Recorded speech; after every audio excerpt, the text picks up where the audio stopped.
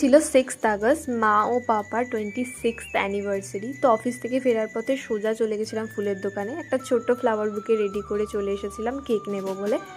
এই যে এই কেকটা নিয়েছিলাম, তারপরে একটু হালকা পাতলা ডেকোরেশন করেছিলাম ফটো তুলবো বলে। তো মা আর পাপাকে বলেছিলাম একটু ভালো জামা কাপড় পরে নাও।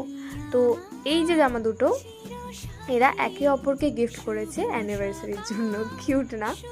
তো এভাবেই আমি চাই যেন ওরা সব সময় ভালো থাকে। আর যেমন আমাদের বার্থডেতে ওরা সবটা দিয়ে চেষ্টা করে যাতে অনেক স্পেশাল হয়, আমরা আমাদের তরফ থেকে চেষ্টা করেছিলাম তাদের দিনটা স্পেশাল করার। এবং আমার মনে হয় তাদের বার্থডে, তাদের অ্যানিভার্সারিগুলো এরকমভাবেই স্পেশাল করে তোলা উচিত সবাইকে। তারপরে আমরা জমিয়ে কেক কেটেছিলাম, কেক মেখেছিলাম। আর যেহেতু কালকে বৃহস্পতিবার ছিল, রাত্রির ডিনারে ছিল রুটি, পনিরের একটা ঝাল ঝাল রেসিপি মা করেছিল, খুব সুন্দর হয়েছিল।